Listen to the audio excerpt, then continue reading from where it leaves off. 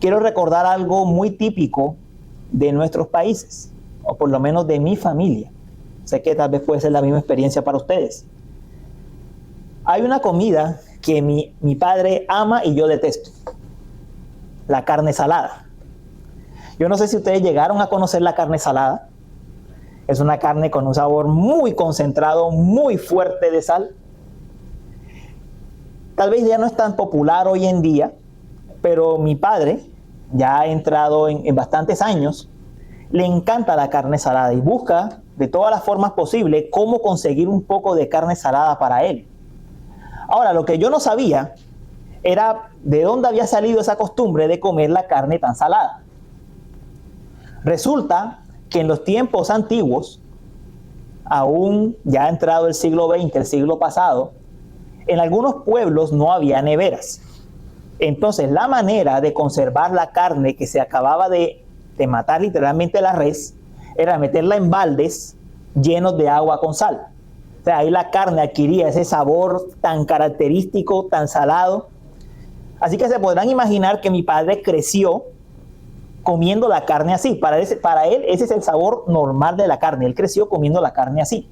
Él se ganaba la vida precisamente yendo a las fincas a ayudar cuando mataban una res y recibía carne de pago. Él se acostumbró toda la vida a comer carne salada. Ahora es una odisea conseguir carne salada en Cartagena, Colombia, la ciudad de mis padres, pero la consigue y sigue disfrutando su manjar. Yo la verdad no lo disfruto. Eso lo cuento a modo de ilustración acerca del pasaje que vamos a ver hoy. Porque era una costumbre tan común en los tiempos de Jesús utilizar la sal para preservar las cosas y para sazonarlas. Y entonces Jesús va a tomar esta imagen de la sal para hablar acerca de nosotros como creyentes, aquellos que hemos sido recibidos en el reino de Dios, que hemos sido traídos a Él, y nos va a explicar cómo nuestras vidas funcionan en este mundo, cómo operan nuestras vidas en este mundo, con este ejemplo de la sal. Entonces, en Mateo 5, versículo 13 dice, lo vuelvo a leer: ustedes son la sal de la tierra, pero si la sal se ha vuelto insípida, ¿con qué se hará salada otra vez? Ya no sirve para nada, sino para ser echada fuera y pisoteada por los hombres. Nuestro sermón se titula La sal de la tierra y va a tener 5 puntos. El primero es la introducción, el segundo es la sal como preservante, el tercero es la sal como sazonador, el cuarto es la sal que pierde su sabor y las aplicaciones finales. Ya hemos visto lo que es una vida bienaventurada. Es lo que acabamos de explicar hasta el domingo pasado. ¿Qué es una vida bienaventurada? Hemos visto cómo es la vida de aquellos que han sido traídos al reino de Dios. Es una vida que está marcada, lo repaso brevemente, por la pobreza de espíritu, es decir, por reconocer delante de Dios la pobreza espiritual. Es una vida que está marcada por un lamento por el pecado propio.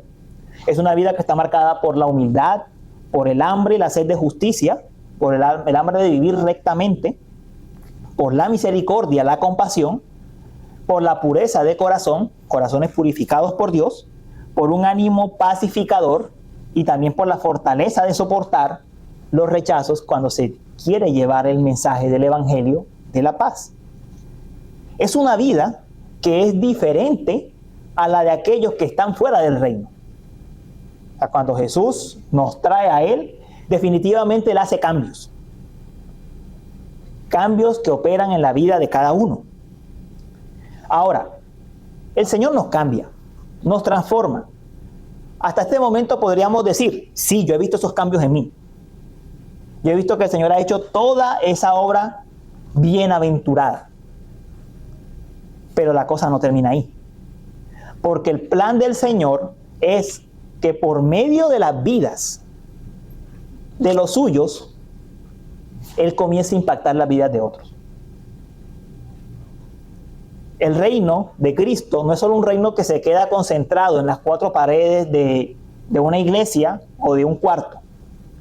Es un reino que tiene como propósito expandirse, extenderse. Y eso lo hace por medio de sus propios discípulos. ¿Y saben qué es lo más hermoso de esto? Que hay muchas figuras que Jesús utiliza, que Él también las utiliza para hablar de sus discípulos. Por ejemplo, vamos a ver a la próxima que Él habla de la luz del mundo. Y vamos a ver que Jesús mismo se llama la luz del mundo. Pero con esta figura de la sal que vamos a ver hoy, pasa algo muy especial. Y es que Jesús la utiliza solamente para hablar de los discípulos. No la utiliza nunca para hablar de Él.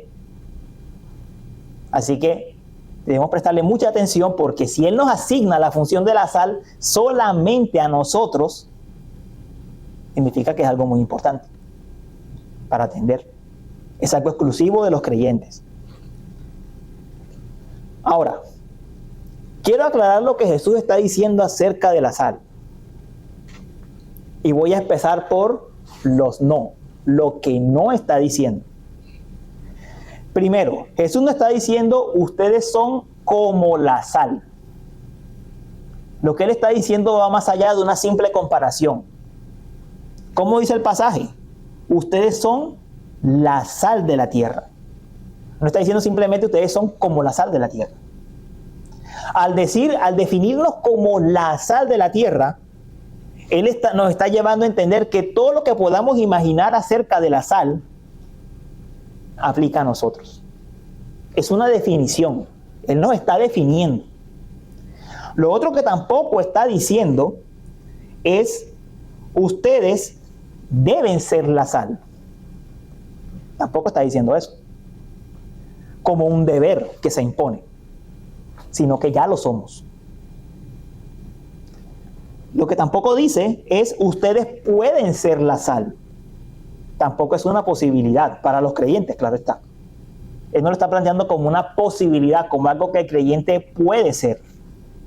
Él está diciendo que el creyente es la sal de la tierra. Habiendo descartado entonces lo que no es, lo que Jesús está definiendo, lo que no significa, vamos a ver lo que sí significa.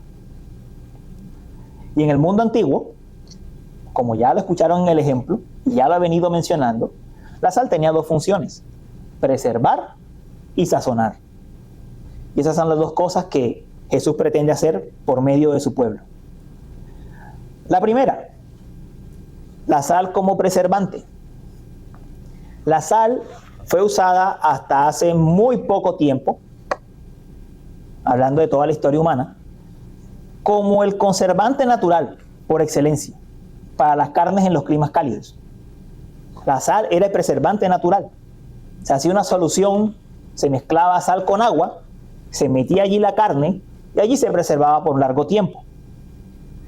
Por eso, en los tiempos del Antiguo Testamento, en la ley de Moisés, se usaba la sal como un símbolo de permanencia. Los sacrificios que se hacían en el templo, se les echaba sal, a la gran mayoría. Se les echaba sal como simbolizando, para simbolizar que el pacto de Dios con su pueblo era un pacto permanente, era un pacto constante. Pero también la sal era usada como símbolo de permanencia, pero de permanencia del juicio. ¿Cómo ocurría? Un ejército iba a invadir algún lugar, lo conquistaba, lo arrasaba y se echaba sobre el lugar sal. ¿Eso qué simbolizaba? Que allí había ocurrido el juicio y que nunca más se debía levantar una ciudad. Entonces, en el mundo antiguo la figura de la sal era muy conocida. Cuando Jesús la trae al sermón del monte, los discípulos saben de qué está hablando. Lo saben perfectamente. Cuando Él les dice entonces, ustedes son la sal de la tierra, Él está diciendo entonces, ustedes son quienes le dan permanencia a la tierra. Ustedes son quienes preservan la tierra. ¿La preservan de qué? De la corrupción del pecado. La tierra va lentamente decayendo. El mundo, las personas van lentamente decayendo a causa del pecado. Poco a poco la sociedad se va volviendo peor. El pecado se va normalizando. Y cosas que antes nos parecían inaceptables, ahora son cada vez normales. Son más comunes. El mundo tiende a la corrupción y Jesús no está dando aquí ninguna esperanza. Jesús no está diciendo el mundo se va a mejorar por sí solo. Él no está diciendo eso. Él está dando por hecho que la tierra se va a corromper. Pero entonces dice, hay una posibilidad de que esa corrupción se detenga o por lo menos se ralentice, se vuelva más lenta. Y es allí donde entra el papel de la sal, de la iglesia como la sal. Es allí donde la iglesia actúa como la sal. Ahora, ¿cómo lo hace? Es la pregunta. ¿Cómo lo hace? Esto está conectado con las demás bienaventuranzas que hemos visto. Es decir, Jesús no está trayendo la idea de la sal como preservante de la tierra, desconectado de lo que ya dijo. Él viene siguiendo la misma idea. Lo que él viene diciendo es, bueno, ustedes que tienen una vida bienaventurada, ustedes que tienen pobreza de espíritu, se lamentan por su pecado, son misericordiosos, son compasivos, son pacificadores y aceptan el rechazo de los demás por causa de Cristo, ese estilo de vida de ustedes sirve para mostrarle a otros lo que está mal. Eso es lo que está diciendo, básicamente. Actúa a manera de un reflejo de lo que está mal en el mundo. Yo creo que nosotros conocemos eso en la vida práctica. Usted está trabajando, lo colocan en un lugar, en un oficio, y digamos que en ese lugar es normal chismorrear. Un defecto muy común de los ambientes de oficina. Decir chismes acerca de otro. Y hablar más del jefe es un deporte de las oficinas. Pero usted no se presta como creyente para hablar más del jefe. Las personas empiezan a notar que usted no habla mal del jefe. Y lo primero que sucede es que lo empiezan a aislar. Él no es como nosotros. Luego lo que va a ocurrir es que, lo que puede pasar, es que por respeto a usted no hagan un mal comentario. Uno diría, bueno, pero eso no tiene mucho efecto. Según Jesús sí. Porque el creyente está actuando como una persona que restringe el avance del pecado. Está restringiendo el pecado. Otra cosa común, conversaciones sobre temas inapropiados en la oficina o en cualquier tipo de trabajo es algo normal, desafortunadamente también. Conversaciones sobre cosas obscenas. Usted entra a trabajar en ese lugar y usted no se deleita en lo que ellos se deleitan. Delante de usted no hablan esas cosas o no muestran el video. Está restringiéndose el pecado.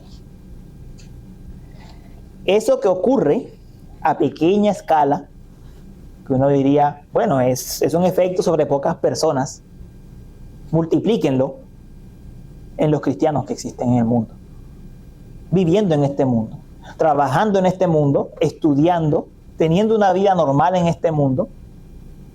El reflejo de una vida obediente al Señor hace que los demás tengan que abstenerse de hacer ciertas cosas. ¿Por qué? Porque su conciencia los acusa de que está mal. Alguien decía, el mundo no lee Biblias, el mundo lee cristianos. Y eso es cierto. El mundo no se va a acercar a la palabra de Dios, naturalmente. Pero el mundo sí va a ver un reflejo en nosotros de la santidad de Dios, cuando vivimos en obediencia al Señor. Y se van a abstener. El mundo empieza a entender que lo que ellos hacen de forma cotidiana no está bien. No está bien. Así actúa el creyente como sal. Y miren, no es algo que, por eso les decía, no es un deber ser, no es que puedan ser, es que un creyente que está viviendo su cristianismo de forma natural va a tener ese efecto. Va a tener ese efecto. Así de sencillo. Ese es el efecto que va a tener en el mundo. Para ser sal Dios no está pidiendo grandes cosas. Dios lo que está demandando de nosotros es que vivamos de manera consecuente con nuestra fe. Es lo que Él está pidiendo. Claro, la iglesia también ha sido a grande escala sal en este mundo. La iglesia ha actuado durante mucho tiempo en los lugares donde funciona y donde funciona correctamente como el lugar, como el grupo de personas que por lo menos restringe el mal de un lugar. Por lo menos, por comentar un ejemplo, durante mucho tiempo las iglesias fueron el lugar donde las personas iban y se refugiaban cuando iban perseguidas, cuando eran perseguidas. Hoy en día ya no es así, la gente no respeta y entra a la iglesia y toma a las personas. Pero durante mucho tiempo, eso pasaba en Colombia, por ejemplo, cuando alguien era perseguido, o era perseguido particularmente por una causa política, la persona iba hasta una iglesia y entraba allí. Allí todos se detenían y no se atrevían a entrar. La iglesia actúa como sal. Preserva al mundo de la corrupción. Ahora, nosotros podemos decir en este momento, amén a eso. Pero hay que pensar de forma práctica. Nosotros, ¿quiénes pensamos en el fondo de nosotros que va a preservar este mundo de la corrupción en la que está? Mejor dicho, ¿en quién tenemos puesta la esperanza? ¿En un partido político? ¿En un programa de deportes? ¿De deportes para una comunidad? ¿En la educación humanista, valga decir? ¿En la ciencia? ¿En la tecnología? ¿En quién estamos pensando que va a detener la corrupción de este mundo? Solo hay que mirar lo que ha pasado. Durante mucho tiempo se escuchaba el eslogan, la educación es la solución. ¿Qué ha pasado? La educación ha venido a ser hasta parte del problema. Durante mucho tiempo, las comunidades lo que necesitan es que se les lleve deporte. ¿Qué encuentra uno? Las personas hacen deporte, y hablaba con Fernando en estos días, y la gente después se va a tomar, o peor aún, se va a consumir droga, después de hacer deporte. Y no lo digo porque me lo estoy inventando, es que pasa aquí.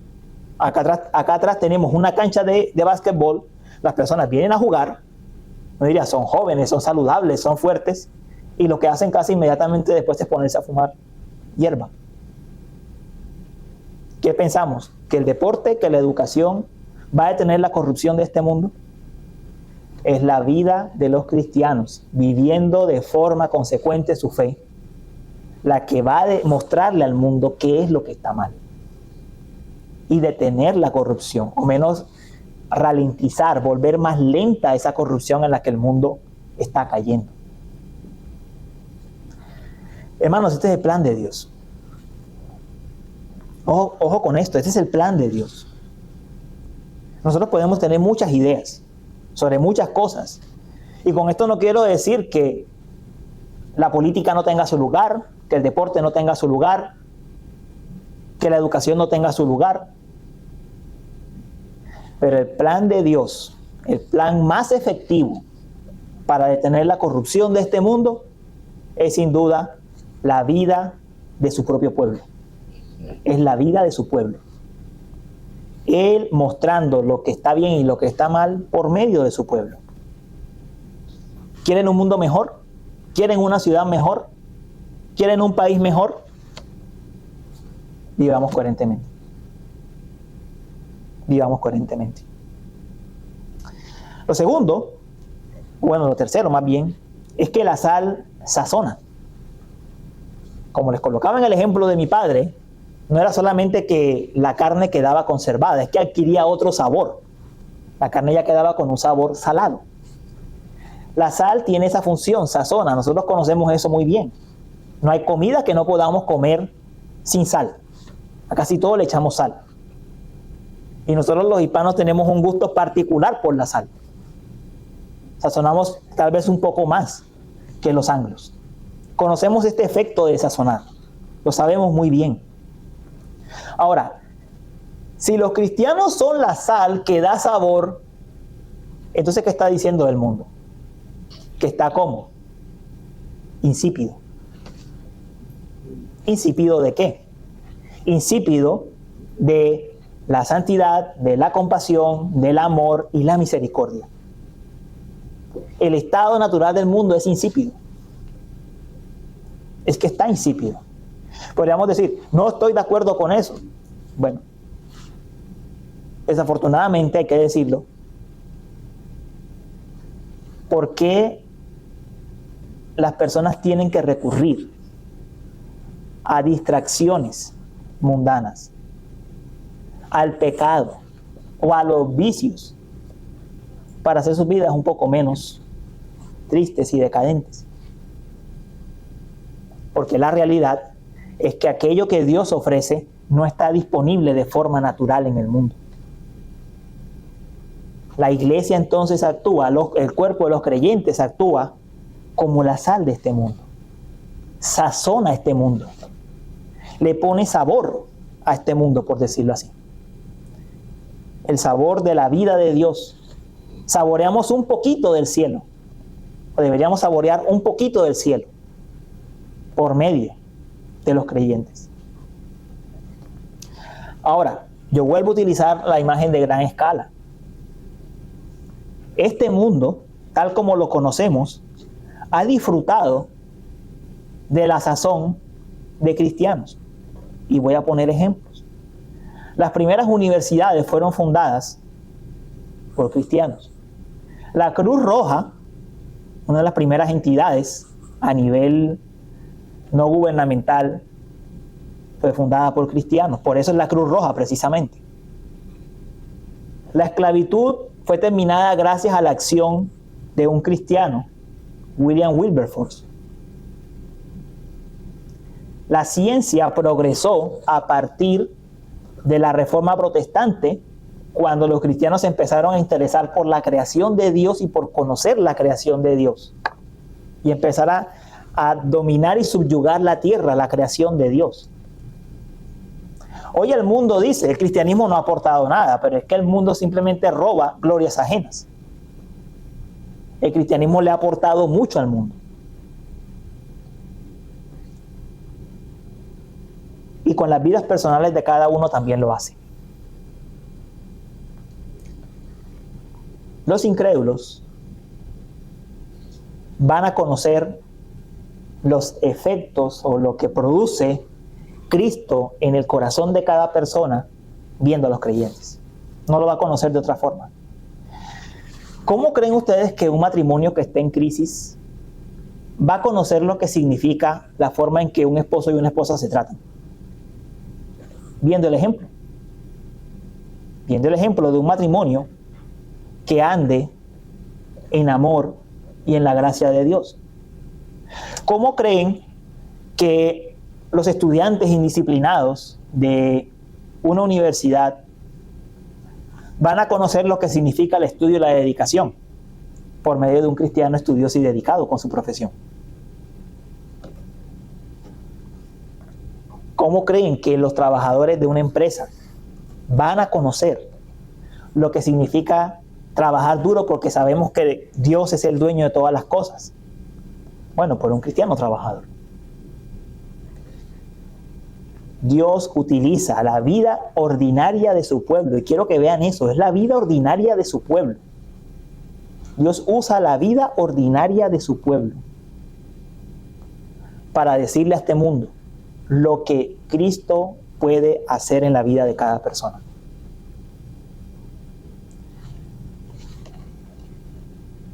Cuando el Señor nos muestra por medio de la vida de otros, es que esa persona, yo siempre la veo en paz, siempre la veo gozosa, siempre la veo tranquila, no la veo atormentada con estos problemas. No es porque la persona tenga la capacidad, no es porque ese cristiano, esa cristiana tenga la capacidad de superar los problemas que yo no tengo. Es Cristo obrando en él. Es Cristo obrando en él, haciendo la diferencia. Es Cristo haciendo la diferencia. Así es como el Señor sazona este mundo. Así es como Él muestra cómo es la vida cuando Cristo viene a ella. ¿Quieres saber cuál es el plan de Dios para nuestras familias? Para ese familiar incrédulo, para ese vecino incrédulo, para ese compañero de trabajo incrédulo o de estudios incrédulo. El plan de Dios es usted reflejando a Cristo. Ese es el plan de Dios. Así de sencillo.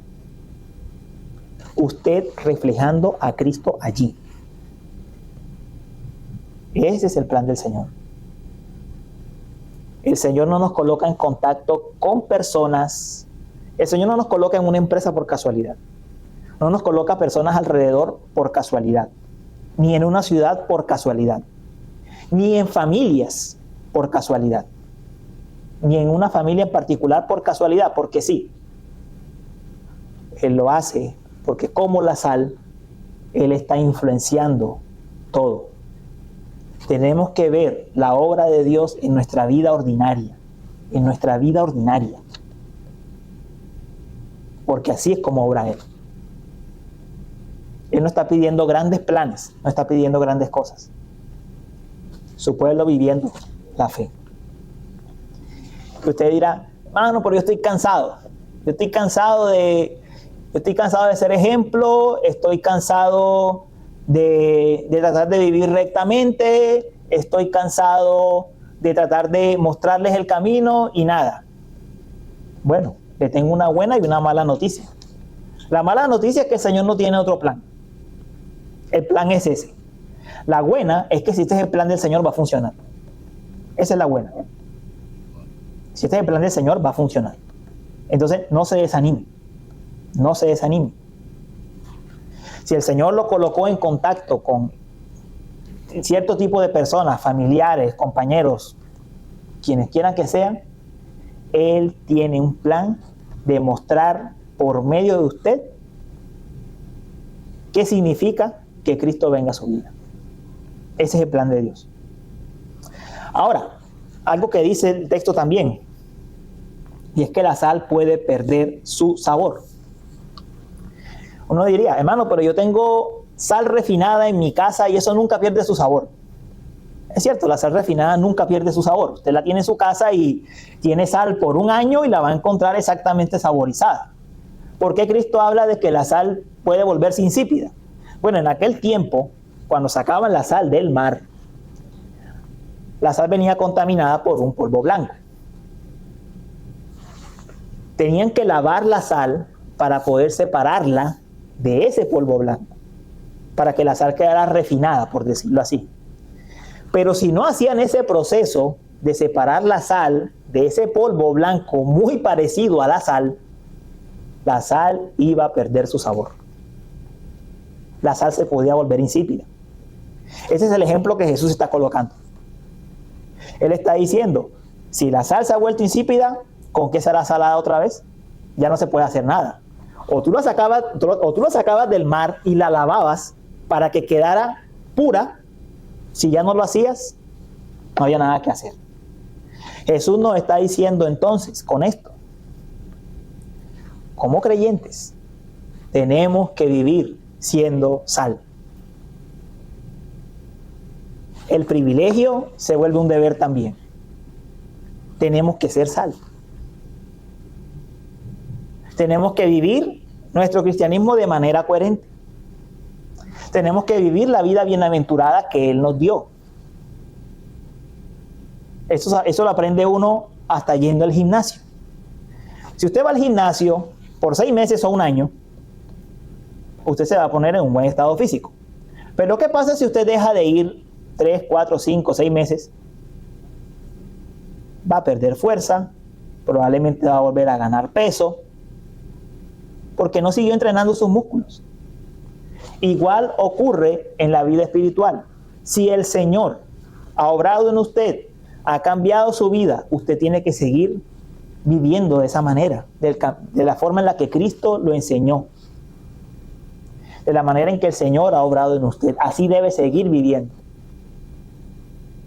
Dicho en el argot del gimnasio, si el músculo no se usa, se atrofia. Si no se usa, se atrofia. Entonces el Señor nos muestra que la sal puede volverse insípida. La vida que no es usada, la vida que no se vive de una forma coherente con lo que creemos, pierde su sabor. Pierde ese sabor de sal para la cual el Señor la ha diseñado. Lo va a perder. Necesitamos vivir coherentemente para que seamos sal en este mundo. Es un deber que tenemos. Tenemos un privilegio. No somos sal por nosotros mismos, porque Él hizo la obra primero, pero tenemos un deber de continuar siéndolo. Eso nos lleva finalmente entonces a unas aplicaciones. Habiendo dicho todo esto, ustedes podrían pensar, bueno, yo reconozco que he dejado de ser sal. Reconozco que hace mucho tiempo dejé de influenciar a mis compañeros, a mi familia, que hace mucho tiempo yo no soy lo que era antes. ¿Qué hay que hacer? Bueno, yo sugiero 3 pasos. Que realmente creo que no, lo que voy a hacer es ordenar lo que alguno de ustedes ya puede estar pensando, más que decir algo nuevo. El primer paso, como ser sal es una consecuencia, lo primero que hay que hacer es revisar la vida propia a la luz de las bienaventuranzas que ya hemos visto y del fruto del Espíritu. Hay que revisar la propia vida y ser honestos con nosotros mismos. Preguntarnos, ¿he vivido de forma consecuente? ¿He vivido de acuerdo con lo que creo? Y eso lo va a llevar a otro paso. Eso lo va a llevar en oración a 3 cosas. Lo va a llevar primero a agradecer. ¿Agradecer por qué? Bueno, porque si usted es creyente en su vida hay evidencias de la gracia. En su vida deben haber evidencias de gracia. Y eso lo tiene que agradecer. No creo que todo esté mal. Lo segundo es confesar delante de Dios, eso sí, aquellas áreas en las cuales ha pecado, en las cuales ha caído. Y lo tercero es suplicarle que le permita crecer en esas áreas que se ve estancado.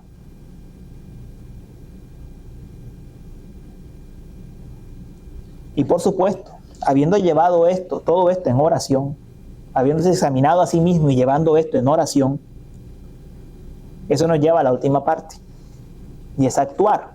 ¿Actuar cómo? Viviendo de forma más consecuente con lo que creemos, en especial con aquellas áreas que hemos identificado estamos más débiles. Eso solo lo conoce cada uno de ustedes. Ese es un ejercicio que yo no puedo decirle a cada uno, esta es tu área. Cada uno lo sabe. Pero lo cierto es que si esta enseñanza debe tener alguna utilidad en la vida de cada uno, hay que hacer el ejercicio de revisarse a sí mismo. Es algo que estamos intentando hacer como iglesia, que la enseñanza no se quede en escuché una enseñanza este domingo de 30 minutos o 35 minutos, sino que de verdad nos lleve a evaluarnos a nosotros mismos, porque el Señor diseñó la predicación dominical precisamente como la palabra de Dios para su pueblo en la semana, y así la debemos tomar con todo lo que eso implica. Entonces, mis hermanos, yo espero que hayamos visto el gran privilegio que tenemos como sal en esta tierra. El precioso privilegio que Dios nos ha entregado de detener la corrupción de este mundo, de mostrarle a otros con nuestras vidas qué significa creer en Cristo, por qué pueden creer en Cristo, qué ofrece Cristo, qué es eso que este tiene que yo no tengo y quién lo da, que es Cristo Jesús. Pero también que como creyentes que estamos en un proceso de crecimiento, de santificación, hay cosas que debemos ir dejando y hay cosas en las que debemos seguir mejorando. Que el Señor los bendiga, hermanos.